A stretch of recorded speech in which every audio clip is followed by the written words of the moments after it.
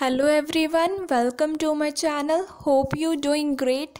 So guys, आज मैं आप लोगों के साथ डिस्कस करूंगी एकेडमिक का राइटिंग टास्क 1, जिसमें मैं आप लोगों को स्ट्रैटेजीज बताऊंगी कि जो टास्क 1 होता है उसको हम कैसे लिख सकते हैं। और इस वीडियो में मैं आपके साथ डिस्कस करूंगी line graph, bar graph and table chart. काफ़ी बच्चों को राइटिंग टास्क 1 में प्रॉब्लम आती है कि कैसे लिखना चाहिए। सो सारी स्ट्रैटेजीज आज मैं आप लोगों के साथ डिस्कस करूंगी एंड आई होप कि आपको ये वीडियो बेनिफिशियल लगेगी। मैं अपना बेस्ट देने की कोशिश करूंगी। तो अगर आपको मेरा कंटेंट अच्छा लगे तो चैनल को ज़रूर सब्सक्राइब करना, शेयर करना एंड मुझे कमेंट सेक्शन में डेफिनेटली अपना फीडबैक देना। सो गाइस, बहुत लोग क्या करते हैं कि वो राइटिंग टास्क 1 को इतनी ज़्यादा इम्पोर्टेंस नहीं देते हैं, जो मेरे अकॉर्डिंग बिल्कुल ही रॉन्ग मेथड है। अगर आप लोग सिर्फ टास्क 2 को ही इम्पोर्टेंस देते हो और आपकी ग्रामर इतनी ज़्यादा अच्छी नहीं है, आपको आइडियाज़ को प्रेजेंट करना नहीं आता, तो आप उसमें सिर्फ 4.5 या फिर 5 ले पाओगे टास्क 2 में।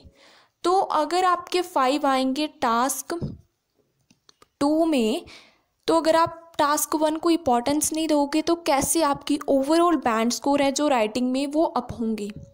सो ये जो स्ट्रैटेजी आज मैं आप लोगों के साथ डिस्कस करने वाली हूँ, ये बहुत ही ज़्यादा अमेजिंग होगी। वीडियो को एंड तक देखना। सो करते हैं स्टार्ट। सबसे पहले तो मैं आपके साथ डिस्कस करना चाहती हूँ बार ग्राफ की स्ट्रैटेजीज, कि बार ग्राफ को कैसे लिख सकते हैं। सबसे पहले जो मेरी टिप है, चाहे आप राइटिंग टास्क 1 कर रहे हो या फिर 2 कर रहे हो, प्लानिंग तो आपको करनी ही होगी।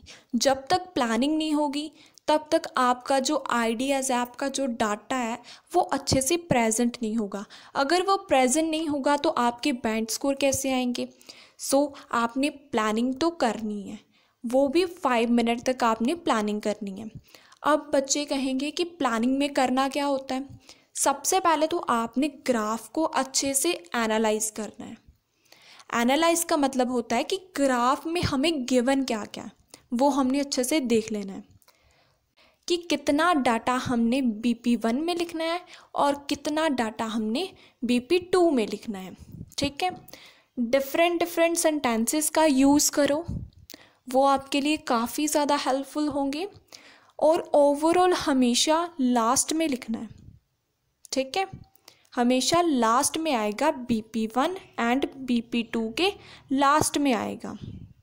अब मैं आपके साथ डिस्कस करूँगी लास्ट टिप, जो है कि आपने कोई भी अननेसेसरी इन्फॉर्मेशन या फिर डाटा को ऐड नहीं करना है टास्क 1 में।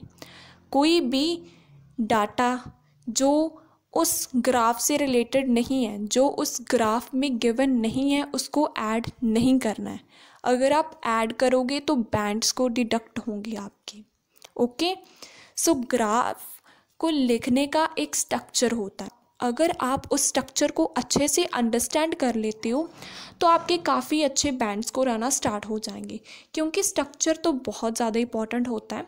सो स्ट्रक्चर में सबसे पहले आती है हमारी introduction, then body paragraph 1, body paragraph 2 and last में हमारा आता है ओवरऑल। ये होता है एक प्रॉपर स्ट्रक्चर टास्क 1 का। चाहे बार लिख रहे हो, पाई लिख रहे हो, कोई भी टास्क 1 है, उसका स्ट्रक्चर सेम ही रहता है। ओके, सो अब मैं आप लोगों के साथ जो बार ग्राफ का क्वेश्चन है वो डिस्कस करती हूँ। अब एनालाइज कैसे करना है, पहले क्वेश्चन को एनालाइज करते हैं कि क्वेश्चन में हमें क्या गिवन है। The chart below shows the expenditure of 2 countries on consumer goods in 2010। उसने क्या बोला है कि जो हमें चार्ट नीचे दिया हुआ है वो क्या शो करा है, एक्सपेंडिचर को। एक्सपेंडिचर होती हैं खर्चे, स्पेंडिंग को शो कर रहा है किसकी, 2 कंट्रीज़ की। कौन कौन सी कंट्रीज हमें गिवन है, फ्रांस, UK। ठीक है, किसके ऊपर, कंज्यूमर गुड्स के ऊपर जो उन्होंने एक्सपेंसेस किए हुए हैं उसके बारे में वो इन्फॉर्मेशन दे रहा है। कंज्यूमर गुड्स है कौन सी है? वो है cars, computer, books, perfume, cameras. इन चीज़ों के ऊपर जो भी एक्सपेंसेस किए गए हैं किसके द्वारा? फ्रांस और यूके के द्वारा। इन गुड्स के ऊपर जो एक्सपेंसेस किए गए हैं उसको इस चार्ट में शो किया गया है। ठीक है, ये हो गया हमारा क्वेश्चन। अब हम बात करेंगे इंट्रोडक्शन की, क्योंकि स्ट्रक्चर में सबसे पहले हमने क्या लिखनी होती है? इंट्रोडक्शन लिखनी होती है। Then body paragraph 1, body paragraph 2 and last में हमेशा ओवरऑल लिखना होता है। कभी भी ओवरऑल इंट्रोडक्शन के बाद नहीं लिखना है। अगर आप लिखोगे तो एक स्ट्रक्चर है वो ख़राब हो जाएगा, जिसके कारण आपके बैंड्स को डिडक्ट होंगे। सो ओवरऑल हमेशा लास्ट में लिखना होता है। तो क्या इसमें हमने इंट्रोडक्शन में लिखा the bar graph provides information about the, तो मैंने बोला कि जो बार ग्राफ है वो प्रोवाइड कर रहा है इंफॉर्मेशन किसके बारे में? प्रोपोर्शन ऑफ स्पेंडिंग, स्पेंडिंग की परसेंटेज के बारे में, जो फ्रांस के द्वारा और यूके के द्वारा की गई है डिफरेंट कॉमोडिटीज़। वहाँ पे हमें गिवन था कंज्यूमर गुड्स और यहाँ पे मैंने बोल दिया डिफरेंट कॉमोडिटीज़। कॉमोडिटीज़ का मतलब होता है गुड्स। कौन से ईयर में की थी? 2010 में की थी। मैंने क्या बोल दिया कि जो बार ग्राफ है वो इन्फॉर्मेशन प्रोवाइड कर रहा है किसके बारे में? परसेंटेज किसकी? स्पेंडिंग की, जो केवल फ्रांस ने नहीं बल्कि यूके ने भी की है। किसके ऊपर? डिफरेंट कॉमोडिटीज़ के ऊपर। कौन से ईयर में? 2010 में की है। ठीक है, एक तो ये होगी सिंपल इंट्रोडक्शन जिसमें मैंने नॉट ओनली बट ऑल्सो का स्ट्रक्चर यूज़ किया है। ओके, आप लोग ये वाली भी लिख सकते हो। अगर आप लोग पैसिव लिखना चाहते हो तो आप वो भी लिख सकते हैं। कैसे लिखेंगे पैसिव को? देखो, the information about the proportion of spending not only France but also UK on disparate commodities in 2010 is depicted by the rendered bar graph. To be honest, अगर मैं बताऊं तो मैंने कैसे पैसिव को लिखा है। सबसे पहले आपने क्या करना होता है, जो सिंपल है ना, मैंने यहाँ से लेकर, ठीक है, कहाँ तक? यहाँ तक सेम लिखी है, आप देख सकते हो। यहाँ तक बिल्कुल सेम है जो सिंपल वाली थी। और लास्ट में मैंने लिख दिया is depicted by the rendered bar graph. ठीक है, जो सिंपल वाली होती है उसमें हम स्टार्टिंग में बार ग्राफ लिख देते हैं, लेकिन पैसिव में हम यहाँ पर बार ग्राफ नहीं लिखते, हम लास्ट में बार ग्राफ लिख देते हैं। अगर 2 बार ग्राफ हमें गिवन होते, इज की प्लेस पर क्या आता? आर आता। अब एक है हमें गिवन, सो दैट्स वाई यहाँ पे मैंने इज का यूज़ किया है। तो ये तो बिल्कुल सेम है। लास्ट में मैंने बोल दिया बार ग्राफ के द्वारा एक्सप्लेन किया गया है। ठीक है, ये होती है हमारी पैसिव की। जो आपको इजी लगे आप उसको पिक कर सकते हो। अगर आपके बैंड स्कोर की रिक्वायरमेंट ज़्यादा है तो आप पैसिव का यूज़ करो, बहुत ज़्यादा अमेजिंग है। ठीक है, अब हम लिखते हैं बॉडी पैराग्राफ 1। ठीक है, यहाँ पर मैंने क्या बोला? आफ्टर एनालाइजिंग मीन्स एनालाइज करने के बाद it can be seen clearly that, ये हम लोग क्लियरली देख सकते हैं, France spent 4 lakh pounds merely on cars. France ने 4 लाख पाउंड्स किसके ऊपर स्पेंड किए हैं? कार्स के ऊपर। मैंने क्या बोला? एनालाइज करने के बाद हम क्लियरली ये बात को फाइंड आउट कर सकते हैं कि 4 लाख पाउंड किसने स्पेंड किए हैं? फ्रांस ने किए हैं। किसके ऊपर? कार्स के ऊपर किए हैं। मैं आपको बताती हूँ, आप यहाँ पर देख सकते हो, ये हमें कार्स की वन है, ये जो लाइन है ये फ्रांस की है। तो कितनी है यहाँ पे? 4 लाख। मैंने यही बोला कि 4 लाख किसने स्पेंड किए हैं? फ्रांस ने किए हैं कार्स के ऊपर। ठीक है, सो अब हम देखते हैं कि मैंने कैसे कॉन्ट्राडिक्ट कर यूके को डिफाइन किया है। मैंने वेयर एज का यूज़ किया, क्यों? कॉन्ट्राडिक्ट करने के लिए मैंने वेयर एज का यूज़ किया है। यूनाइटेड किंगडम, वहाँ पे हमें गिवन था यूके, तो मैंने लिख दिया United kingdom. Devoted 50,000 more than on same good in 2010। मैंने क्या बोला कि जो यूनाइटेड किंगडम है उसने 50,000 ज़्यादा पाउंड स्पेंड किए सेम गुड। कौन सी गुड है? कार के ऊपर। सिंपल लैंग्वेज में बोलूँ तो मैंने बोला कि जो यूनाइटेड किंगडम है उसने 50,000 पाउंड्स ज़्यादा स्पेंड किए हैं किसके ऊपर? कार्स के ऊपर। मैं आपको बताती हूँ, आप लोग यहाँ पर देख सकते हो कि हमें यूके का कितना दिया है, 4,50,000।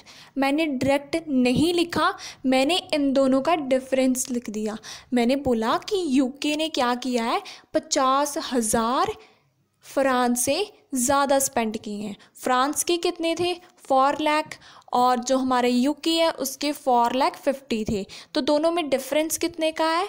50 का है। ठीक है, तो मैंने क्या बोल दिया कि 50,000 जो यूके है उसने ज़्यादा स्पेंड किए हैं।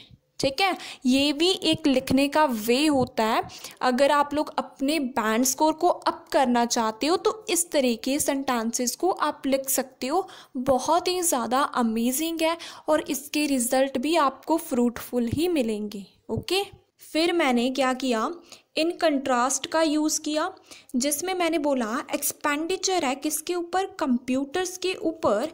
Was almost identical in the given period of time. जो खर्चे हुए हैं किसके ऊपर? कंप्यूटर्स के ऊपर। वो क्या है? ऑलमोस्ट, मतलब लगभग आइडेंटिकल हैं, एक जैसे ही हैं, लगभग एक जैसे ही हैं। जो एक्सपेंडिचर हुई हैं किसके ऊपर? कंप्यूटर्स के ऊपर। कब? जो हमें टाइम पीरियड गिवन है। ठीक है, मैं बताती हूँ आपको। तो आप देख सकते हो कंप्यूटर्स के बीच में बहुत ही कम डिफरेंस है। सो मैंने ऑलमोस्ट आइडेंटिकल लिख दिया। ऑलमोस्ट मीन्स लगभग एक जैसे ही हैं। ठीक है, अगर पूरे इक्वल होते, ठीक है, तो मैं आइडेंटिकल लिखती, लेकिन ये इसके बीच में थोड़ा सा डिफरेंस है। सो दैट्स वाई मैंने ऑलमोस्ट का यूज़ किया है। ठीक है, कि लगभग एक जैसे ही हैं जो स्पेंडिंग हुई है कंप्यूटर्स के ऊपर। ये है हमारा बॉडी पैराग्राफ 1। ठीक है, सो अब हम स्टार्ट करेंगे बॉडी पैराग्राफ 2। एक बार मैं आपको ओवरव्यू देती हूँ कि मैंने BP1 में क्या लिखा। सबसे पहले तो मैंने फ्रांस की स्पेंडिंग लिख दी कि 4 लाख है। फिर मैंने वेयर एज का यूज़ किया कॉन्ट्राडिक्ट करने के लिए, जिसमें मैंने बोला कि फ्रांस के कंपैरिजन यूके ने 50,000 पाउंड्स ज़्यादा स्पेंड किए हैं किसके ऊपर? कार के ऊपर। ठीक है, फिर मैंने इन कंट्रास्ट का यूज़ किया कॉन्ट्राडिक्ट करने के लिए, जिसमें मैंने बोला कि जो एक्सपेंडिचर है वो ऑलमोस्ट इक्वल है किसके ऊपर? कंप्यूटर्स के ऊपर। ठीक है, तो बॉडी पैराग्राफ 2 में मैंने क्या बोला? The bar chart further collates that, मैंने बोला बार ग्राफ आगे बताता है वेदर फ्रांस, चाहे फ्रांस ने स्पेंड किया 3 लाख पाउंड्स ऑन बुक्स, चाहे उसने 3 लाख किसके ऊपर स्पेंड किया? बुक्स के ऊपर स्पेंड किया। तो मैंने वाइल्स का यूज़ करके किसकी बात की? अब यूके की। यूके की जगह मैंने लिख दिया ब्रिटेन। ठीक है, Britain interest was escalated by 1 lakh pounds. तो मैंने क्या बोला कि जो ब्रिटेन है, ब्रिटेन मतलब जो हमारा यूके है, उसका इंटरेस्ट क्या हो गया? एस्केलेटेड। एस्केलेटेड मीन्स इंक्रीज हो गया। कितना इंक्रीज हुआ? 1 लाख का इंक्रीज हुआ। बताती हूँ तो अच्छे से समझ में आएगा। आप लोग यहाँ पर देख सकते हो, ये हमें बुक्स की बात दी है।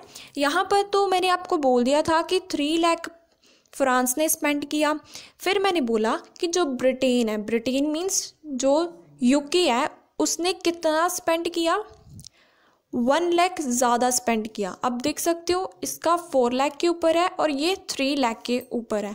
तो जब हम बाय का स्ट्रक्चर यूज़ करते हैं तो हम लोग इन दोनों के बीच का जो डिफरेंस होता है उसको हमने पिक करना होता है, ठीक है। सो दैट्स वाई मैंने बोल दिया कि वो एस्केलेट हुआ है। एस्केलेट मीन्स वो इंक्रीज हुआ है, कितना, 1 लाख तक उसमें इंक्रीज हुआ है, ठीक है।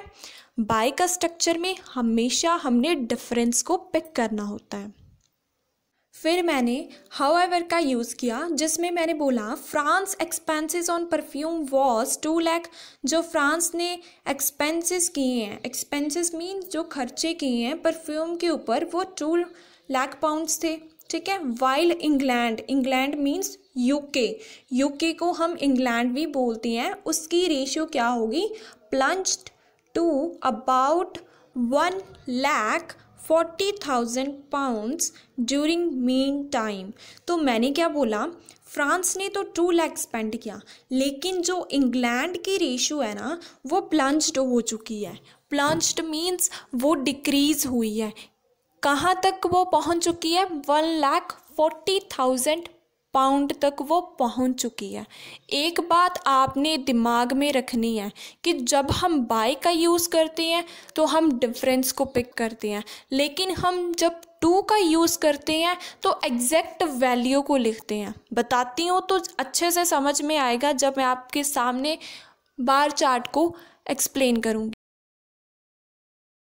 तो आप लोग यहाँ पर देख सकते हो कि यहाँ पर जो फ्रांस है वो कितना है, 2 लाख पर है, ठीक है। लेकिन जो हमारा इंग्लैंड है, इंग्लैंड मीन्स जो हमारा यूनाइटेड किंगडम है, यूके है, वो कितना है, 1,40,000 पर है, ठीक है। अगर पूरी ये लाइन टच होती तो 1,50,000 होता, लेकिन ये उससे थोड़ा सा कम है तो मैंने लिख दिया 2 का यूज़ करके 1,40,000 लिख दिया, ठीक है। अगर मैं बाय का स्ट्रक्चर यूज़ करती तो मैंने क्या करना था, 2 लाख में से 1,40,000 को माइनस करना था, ठीक है। 2 लाख को 1,40,000 से मैंने माइनस करना था और जो इनका डिफरेंस आता उसको मैंने लिखना था। लेकिन यहाँ पर तो मैंने 2 का स्ट्रक्चर यूज़ किया है, तो 2 में तो हमने सिर्फ एग्जैक्ट वैल्यू को लिखना होता है, ठीक है, जैसे 1,40,000, ठीक है। सो आई होप आपको अच्छे से क्लियर होगा। सो अब हम बात करते हैं नेक्स्ट कैटेगरी की। तो लास्ट में मैंने बोला इवेंचुअली का यूज़ करके there was a huge difference seen in the spending percentile of both nation on cameras in 2010। मैंने बोला लास्ट में ह्यूज मतलब बहुत सारा डिफरेंस है वो देखा गया है, जो स्पेंडिंग की गई है दोनों नेशंस के द्वारा कैमरास के ऊपर 2010 में, उनके बीच में बहुत सारा डिफरेंस है। सिंपल लैंग्वेज में बोलूँ कि कैमरास के ऊपर जो स्पेंडिंग की गई है फ्रांस ने और यूके ने, उसके बीच में बहुत सारा डिफरेंस है। तो मैंने क्या बोल दिया कि इन दोनों के बीच में बहुत सारा डिफरेंस है। जैसे ये 1,50,000 के ऊपर है और ये 3,50,000 के ऊपर है थोड़ा, ठीक है, यानी 3,60,000 के ऊपर है। तो इन दोनों के बीच में बहुत सारा डिफरेंस है। सो मैंने लिख दिया कि इनके बीच में बहुत सारा डिफरेंस है, कोई भी मैंने वैल्यू को नहीं लिखा, ठीक है, जस्ट इतना बोला कि काफ़ी डिफरेंस है इनके बीच में। सो अब हम बात करते हैं ओवरऑल की। तो इसमें मैंने बोला कि ये बात क्लियर होती है, जो हमें अबव बारग्राफ दिया है वो बोलता है, उसमें एक्सप्लेन किया गया है चाहे फ्रांस और ग्रेट ब्रिटेन ने किसको ज़्यादा सिंगल आउट दी है, कार्स को, मींस ज़्यादा प्रेफरेंस फ्रांस ने और ब्रिटेन ने किसको दी है, कार्स को दी है दूसरों के कंपैरिजन। बट का यूज़ किया तो मैंने बोला कि लीस्ट प्रेफरेंस किस में देखी गई, परफ्यूम में, पूरे टाइम पीरियड में। सिंपल लैंग्वेज में बोलूँ तो फ्रांस और हमारा जो ग्रेट ब्रिटेन है उसने ज़्यादा स्पेंडिंग कार के ऊपर की है और जो कम प्रेफरेंस है उन दोनों नेशन ने परफ्यूम को दी है, ठीक है। सो गाइस ये था हमारा बार ग्राफ। अब हम बात करेंगे टेबल चार्ट की। सबसे पहले मैं आपके साथ इसके टिप्स एंड ट्रिक्स को डिस्कस करूँगी। सबसे पहले क्या करना है, आपने प्लानिंग करनी है सेम एज इट इज़, जैसे मैंने आपको बार ग्राफ में बोला है, ठीक है। फिर उसके बाद आपने एनालाइज करना है टेबल को प्रॉपरली। फिर आपने मार्क करनी है कैटेगरी कि कौन सी कैटेगरी का डाटा इंक्रीज़ हुआ है और कौन सी का डिक्रीज़ हुआ है। फिर आपने डाटा को डिवाइड करना है कि कितना हमने BP1 में लिखना है और कितना हमने BP2 में लिखना है। फिर लास्ट में आपने ओवरऑल लिखना है, जो हमेशा BP1 एंड BP2 के बाद में आता है। कोई भी डाटा स्किप नहीं करना है, डिफरेंट सेंटेंसेस को यूज़ करना है। सो अब मैं आपके साथ डिस्कस करूँगी इसका क्वेश्चन। आप लोग यहाँ पर देख सकते हो, the table below shows the information about the population of 60 year old in 6 regions between this and this. तो मैंने क्या बोला कि जो टेबल है वो इंफॉर्मेशन दे रहा है किसके बारे में, पॉपुलेशन जो 60 ईयर ओल्ड है उनकी पॉपुलेशन के बारे में बताया है। कहाँ पर, 6 कंट्रीज़ में इस टाइम पीरियड में बताया है। सिंपल में बोलूँ कि जो 60 ईयर्स की पॉपुलेशन है उसकी इंफॉर्मेशन को इस चार्ट में बताया है इन कंट्रीज़ में, ठीक है। सो हमने सबसे पहले एनालाइज करना है कौन कौन सी हमें दी गई है कंट्रीज़ के नेम। फिर आपने देखना है कौन सी इंक्रीज़ हुई है कौन सी डिक्रीज़ हुई है। जैसे ये क्या हुआ है, इंक्रीज़, ठीक है, ये इंक्रीज़, ये डिक्रीज़, इंक्रीज़, डिक्रीज, इंक्रीज, ठीक है।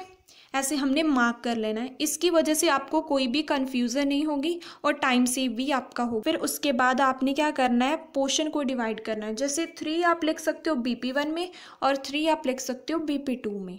अब हम बात करते हैं इसकी इंट्रोडक्शन की, कि इंट्रोडक्शन को हम कैसे लिख सकते हैं। तो यहाँ पर मैंने बोला the table chart provides information about the, तो मैंने बोला कि जो टेबल चार्ट है वो इंफॉर्मेशन प्रोवाइड करा है किसके बारे में, प्रोपोर्शन के बारे में। पॉपुलेशन की जगह मैंने क्या लिख दिया, पॉपुलेस। वहाँ पे हमें 60 ईयर ओल्ड गिवन था तो मैंने लिख दिया senior citizens. Senior citizen means जो ओल्ड लोग होते हैं उनको हम सीनियर सिटीजन भी बोलते हैं। वहाँ पे गिवन था 6 कंट्रीज़ में तो मैंने लिख दिया डिस्पैरेट नेशंस में। Disparate means different, Nations means countries, ठीक है। इन टाइम पीरियड में वहाँ पे बिटवीन का यूज़ किया था, जहाँ पर मैंने फ्रॉम का यूज़ किया। एक बात आपने अच्छे से अपने दिमाग में बिठा लेनी है, जब कभी भी आप बिटवीन का यूज़ करोगे तो उसके साथ हमेशा एंड आएगा और फ्रॉम के साथ हमेशा टू आता है, ठीक है। तो ये तो थी सिंपल वाली इंट्रोडक्शन। आपने लिखनी है पैसिव की, तो सेम एज इट इज़ यहाँ तक तो सेम रहती है, ठीक है। लास्ट में आपने जस्ट लिख देना है is depicted by the tabular chart, कि टैबुलर चार्ट के द्वारा इंफॉर्मेशन दी गई है किसके बारे में, सीनियर सिटीजन्स के बारे में, ठीक है।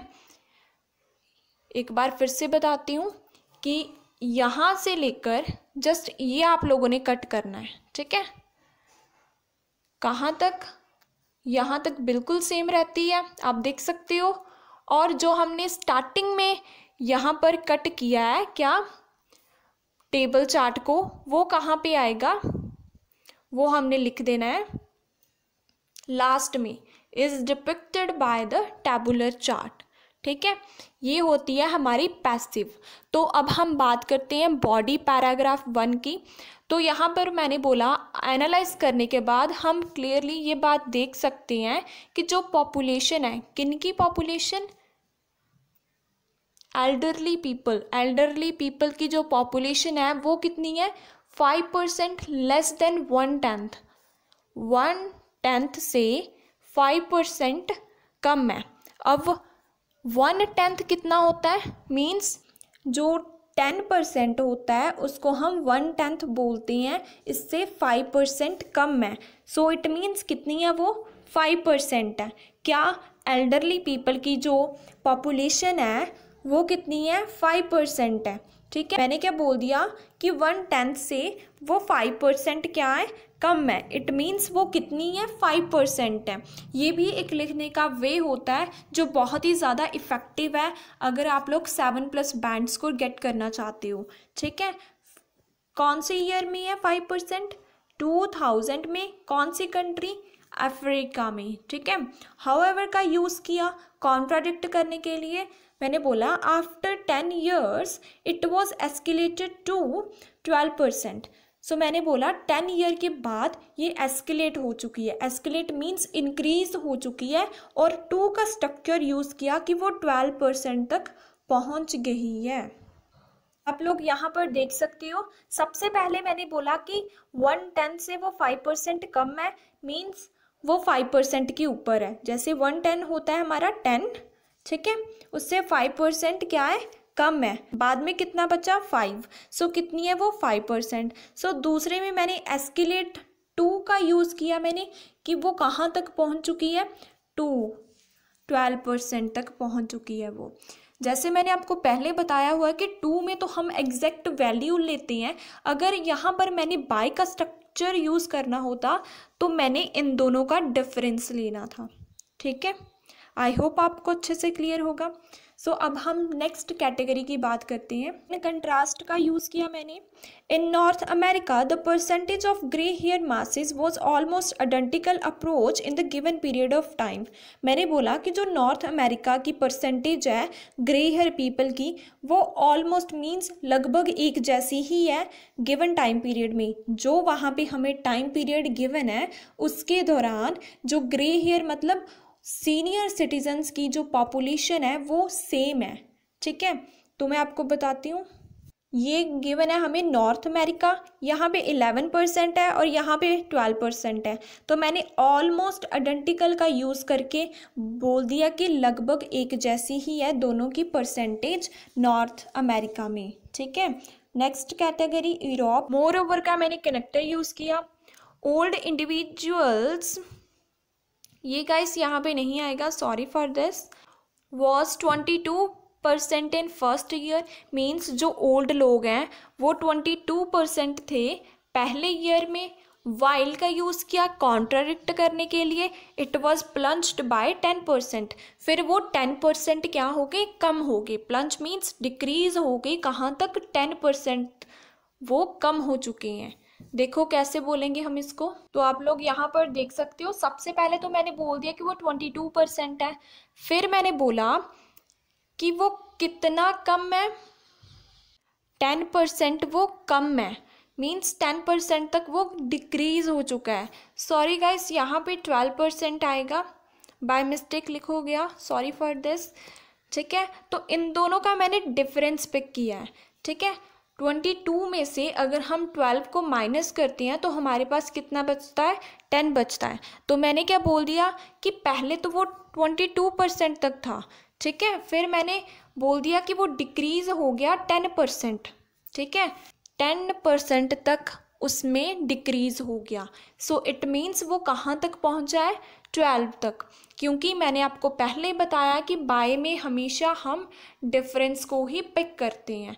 ठीक है, सो अब हम बात करते हैं नेक्स्ट कैटेगरी की, जो हमने बॉडी पैराग्राफ 2 में लिखी है। ने बोला कि जो टेबल चार्ट है वो आगे बताता है कि जो रिस्पेक्टेड पीपल हैं वो 10% थे। फॉर्मर मीन्स फर्स्ट ईयर में जो रिस्पेक्टेड पीपल हैं वो कितने थे, 10% थे।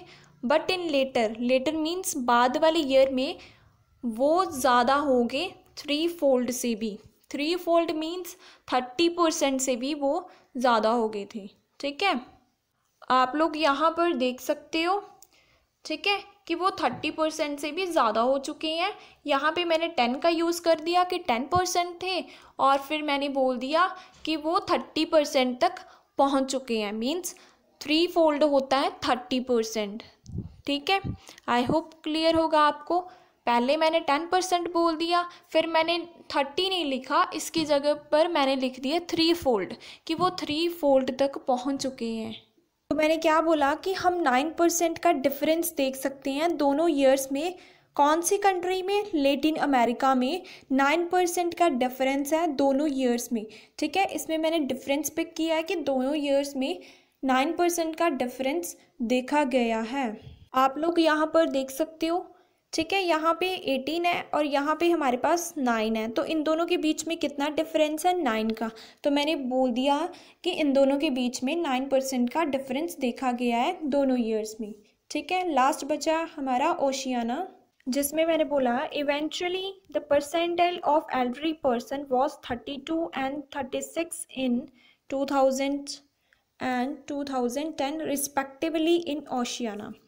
तो यहाँ पर मैंने रिस्पेक्टिवली का यूज़ किया है, जिसमें मैंने बोला कि जो परसेंटाइल है, परसेंटाइल मीन्स जो परसेंटेज है सीनियर सिटीजन्स की, वो कितनी है, 32, 36। तो 32 मतलब कब है, 2000 में। जो डाटा आपने पहले लिखा है वो ईयर भी आपने पहले ही लिखना होता है। 32 कौन से ईयर में है, 2000 में है। आप देख सकते हो, ये देखो 32 कौन से ईयर में है, 2000 में है। जो आपने पहले परसेंटेज लिखी है वही ईयर भी आपने पहले लिखना है, और जो डाटा आपने बाद में लिखा है वो ईयर भी आपने बाद में लिखना है, एंड लास्ट में आपने जस्ट इसके साथ अटैच कर देना है रिस्पेक्टिवली। ओके, जो डाटा आपने पहले लिखा है वो ईयर भी पहले आएगा, और जो डाटा बाद में लिखा है वो ईयर बाद में आएगा। लास्ट में क्या आ जाएगा उसके साथ, रिस्पेक्टिवली। आप देख सकते हो यहाँ पर 32 के साथ मैंने क्या लिखा, 2000, और 36 की जगह 2010। इट मीन्स कि जो 32 है वो कौन सा ईयर का डाटा है, 2000 का है, और जो 36 है वो 2010 का है। लास्ट में जस्ट रिस्पेक्टिवली आपने लिख देना है। बहुत सिंपल है लेकिन इफ़ेक्टिव ये सेंटेंस है अगर आप इसको यूज़ करोगे। तो लास्ट में ओवरऑल बोला कि ये बात क्लियर होती है चार्ट से कि मैक्सिमम लोग कहाँ पे इंडल्ज है, इंडल्ज मीन्स इन्वॉल्व है ओशियाना में as compared to others, means ज़्यादा लोग कहाँ पे पाए गए हैं, ओशियाना में दूसरे कंट्रीज़ के कंपैरिजन, और कम कहाँ पे है, अफ्रीका में। अफ्रीका में कम है और ओशियाना में ज़्यादा है, ठीक है। ये मैंने ओवरऑल में बोल दिया। अब हम बात करते हैं हमारे लाइन ग्राफ की। सबसे पहले मैं आपको क्वेश्चन रीड करवाती हूँ। यहाँ पर मैंने बोला कि जो लाइन ग्राफ है वो बता रहा है कि थेफ्ट हुई हैं जो व्हीकल्स को 4 कंट्रीज़ के बीच में इस पीरियड के दौरान, ठीक है, इन टाइम पीरियड के दौरान जो कंट्रीज़ में कार्स की चोरी हुई है उसके बारे में बताया गया है। कौन कौन सी कंट्रीज़ है, great Britain, Sweden, France, Canada, ये हमें गिवन है, और हमें जो डाटा है वो हमें थाउजेंड्स में गिवन है। सो अब हम राइट करते हैं इसकी इंट्रोडक्शन के लिए मैंने बोला कि जो लाइन ग्राफ है वो प्रोवाइड कर रहा है इंफॉर्मेशन किसके बारे में, प्रोपोर्शन ऑफ कार्स की proportion which are stolen in different nations, जो चोरी की गई है डिफरेंट नेशंस में इस टाइम पीरियड के दौरान, उसको क्या किया गया है, शो किया गया है इस लाइन ग्राफ में। क्या बोला सिंपल में कि ये जो क्या है लाइन ग्राफ है ये प्रोवाइड कर रहा है प्रोपोर्शन मींस परसेंटेज कार्स की क्या हो गई थी, चोरी हो गई थी डिफरेंट नेशंस में इस टाइम पीरियड में, ठीक है। ये लाइन ऑप्शनल है, अगर आप लिखना चाहते हो तो लिख सकते हो, इफ़ेक्टिव है मैंने लिखी थी, सो दैट्स वाई मैं आपको ये बता रही हूँ, आप लिख सकते हो। The data has been measured in terms of per thousand, means जो डाटा है उसको कौन सी टर्म्स में मेजर्ड किया जा रहा है, पर थाउजेंड की। ये तो थी सिंपल वाली। तो जैसे मैंने आपको पहले बताया हुआ है कि जब हमने पैसिव की लिखनी होती है तो हमने जस्ट इसको काट देना है, ये यहाँ से लेकर यहाँ तक बिल्कुल सेम रहेगी, आप देख सकते हो। लास्ट में जस्ट आ जाएगा is depicted by the rendered line graph.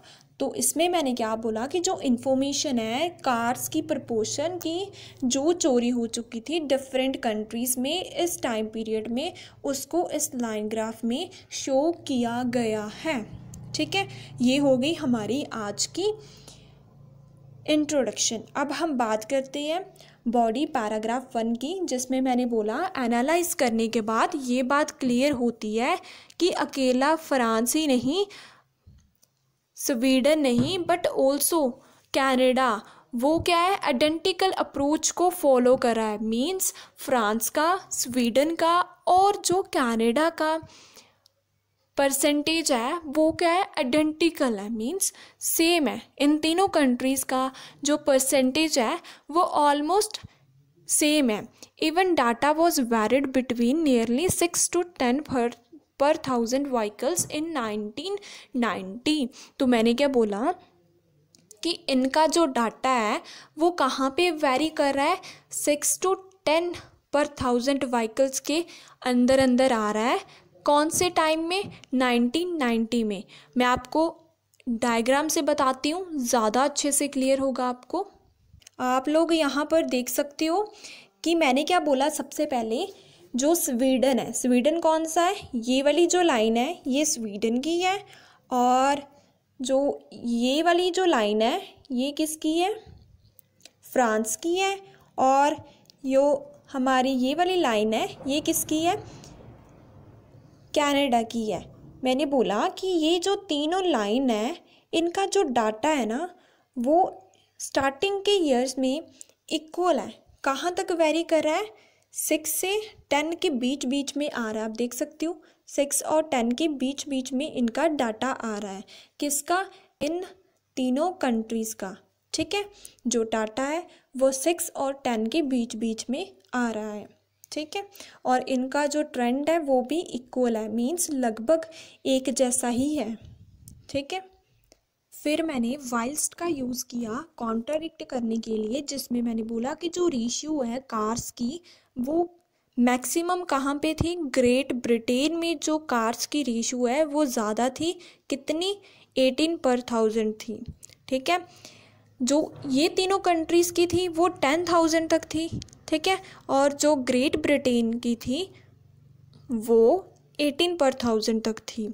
ठीक है, ये मैंने बोल दिया। फिर इन कंट्रास्ट का यूज़ किया, इसमें मैंने बोला फ्रांस और कनाडा है ना वो क्या कर रहे हैं, डेमोस्ट्रेट कर रहे हैं इक्वल परसेंटाइल। मींस जो फ्रांस है, जो कनाडा है, उनकी जो परसेंटेज है, परसेंटाइल होती है, परसेंटेज है वो इक्वल है गिवन टाइम पीरियड में। जितना हमें टाइम गिवन है, जो हमें टाइम पीरियड गिवन है, इनकी परसेंटेज है वो क्या है, इक्वल है। किसकी, फ्रांस की और कनाडा की। आप लोग यहाँ पर देख सकते हो ये हमारा है फ्रांस और ये हमारा है कनाडा। सो इनकी जो परसेंटेज है वो लगभग एक जैसी ही है थ्रू आउट पीरियड। तो मैंने इस पूरे डाटा को एक लाइन में ही डिफाइन कर दिया कि इनकी जो परसेंटेज है वो over the period of time, means जितना हमें टाइम गिवन है उनकी जो परसेंटेज है वो सेम ही है। ठीक है, अब हम बात करते हैं नेक्स्ट कैटेगरी की। साथ मैंने बोला अलॉन्ग विद मीन्स साथ में, ये दोनों कंट्रीज़ की जो डाटा है ना वो प्लंज मीन्स डिक्रीज़ हुआ है। कहाँ तक, 6 के अराउंड तक पहुंच चुका है। कब, 1999 तक इनका जो डाटा है वो 6 तक पहुंच चुका है, क्योंकि ये डिक्रीज़ हुआ है। इनका जो डाटा है वो डिक्रीज़ हुआ है और कहाँ तक पहुंच गया है, 6 तक पहुंच चुका है। तो आप यहाँ पर देख सकते हो ये हमें दिया हुआ है 1999, तो यहाँ पे इनका जो डाटा है वो 6 है। तो मैंने बोल दिया कि इनका जो डाटा है वो डिक्रीज़ हुआ है। पहले वो 8-9 तक थे, लेकिन फिर क्या हो गया, वो डिक्रीज़ हुए हैं। ये इंक्रीज़ नहीं हुआ, ये डिक्रीज़ हुए हैं। सो वो कहाँ तक पहुँच चुके हैं, 6 तक पहुँच चुके हैं। ये मैंने बता दिया। अब हम बॉडी पैराग्राफ 2 डिस्कस करेंगे, जिसमें हम rest of the data discuss करेंगे। इसमें मैंने बोला कि जो लाइन ग्राफ है वो आगे बता रहा है कि जो स्वीडन है ना वहाँ पे जो नंबर ऑफ़ कार्स थी वो इंक्रीज़ हुई हैं। मींस जो वहाँ पर क्या हुई हैं, जो चोरी है कार्स की वो ज़्यादा हुई है, और वो कहाँ तक पहुँच चुकी हैं, 15 पर 1000 तक पहुँच चुकी हैं। बट नॉट सरपास मीन उसने एक्सीड नहीं किया। मीन्स किसको वो एक्सीड करके नहीं गई है, कौन सा है वो कंट्री, ग्रेट ब्रिटेन। वो इंक्रीज़ तो हुई हैं लेकिन ग्रेट ब्रिटेन से ज़्यादा नहीं गई हैं। सरपास का मतलब होता है एक्सीड। आप लोग यहाँ पर देख सकते हो, ये हमें गिवन है स्वीडन का, तो मैंने बोला कि ये इंक्रीज हुई है। आप देखो पहले ये 6 के अराउंड थी, फिर ये 15 तक पहुंच गई, ठीक है। फिर मैंने बोला कि ये इंक्रीज तो हुई है, लेकिन जो ये ग्रेट ब्रिटेन है ना, इसको इसने क्रॉस नहीं किया है, ये ग्रेट ब्रिटेन से नीचे ही रही है। चाहे फ्रांस और कनाडा के कंपैरिजन ये इंक्रीज हुई है, ठीक है। आप देख सकते हो इन दोनों की कंपैरिजन ये इंक्रीज हुई है, लेकिन ग्रेट ब्रिटेन को इसने क्रॉस नहीं किया है। इवेंचुअली का कनेक्टर यूज़ किया। फिर मैंने बोला कि ब्रिटेन में काफ़ी ज़्यादा अल्ट्रेशंस मींस वेरिएशंस आई हैं टाइम पीरियड के दौरान, ठीक है, लेकिन इसमें कोई चेंज नहीं हुआ। जो इसकी परसेंटेज स्टार्टिंग में थी वैसी ही इसकी परसेंटेज लास्ट में पहुंच चुकी है। आप देखो इसको रीड करो। But not change was occurred in stolen cars stolen हुई हैं, उसमें कोई चेंज नहीं हुआ है। It means car percentage in later year, मतलब बाद वाले ईयर्स में जो कार की परसेंटेज थी वो सेम थी जैसे वो स्टार्टिंग में थी। मीन्स जो स्टार्टिंग का डाटा था और जो लास्ट का डाटा है वो क्या है, सेम है, ठीक है। आप लोग यहाँ पर देख सकते हो स्टार्टिंग में भी ये इतना है और लास्ट में भी ये इतना है पहुँच गया। तो मैंने बोल दिया कि इसमें कोई भी चेंज नहीं आया है। तो यहाँ पर मैंने क्या बोला कि इसमें कोई चेंज नहीं आया है, चाहे इसमें वेरिएशंस आई हैं। आप देखो ये जिगजैग साइन है ना, तो इसमें वेरिएशंस आई हैं, लेकिन इसका जो डाटा है वो सेम है, मतलब जैसे ये स्टार्टिंग में था वैसा ही ये लास्ट में भी है। ओके, अब हम देखते हैं ओवरऑल, जिसमें मैंने बोला कि ये बात क्लियर होती है कि जो इंग्लैंड है ना उसका क्या हुआ है, कोई भी अप्स एंड डाउन्स नहीं आया है। इंग्लैंड कौन सा था, ग्रेट ब्रिटेन को हम इंग्लैंड भी बोलते हैं। सो मैंने बोला उसमें कोई भी चेंज नहीं आया है, ठीक है। नाइदर अप्स, ना वो इंक्रीज हुआ है, नॉर डाउन्स, ना वो डिक्रीज हुआ है। Canada and France had experience downward trend. जो कनाडा है, जो फ्रांस है, उसने डाउनवर्ड ट्रेंड को एक्सपीरियंस किया है। वेयर एज का यूज़ किया कॉन्ट्राडिक्ट करने के लिए। मैंने बोला स्वीडन ने अपवर्ड ट्रेंड को एक्सपीरियंस किया है। देख सकते हो यहाँ पर कि ये जो हमारा कनाडा है और जो हमारा फ्रांस है ये डाउनवर्ड ट्रेंड इसने एक्सपीरियंस किया है, मींस ये डिक्रीज़ हुए हैं। और जो हमारा स्वीडन है वो इंक्रीज़ हुआ है। और जो ये हमारा इंग्लैंड है, ग्रेट ब्रिटेन मींस इंग्लैंड है, उसमें कोई चेंज नहीं आया है। ओके, आई होप आपको अच्छे से क्लियर होगा। सो गाइस, ये था पार्ट 1। इसका पार्ट 2 मैं जल्दी ही अपलोड करूँगी। अगर आपको ज़रूरत है पार्ट 2 की, आप मुझे कमेंट सेक्शन में डेफिनेटली बताना। So guys, thank you for watching my video. So if you like my content then don't forget to subscribe and share my channel. Thank you for watching my video.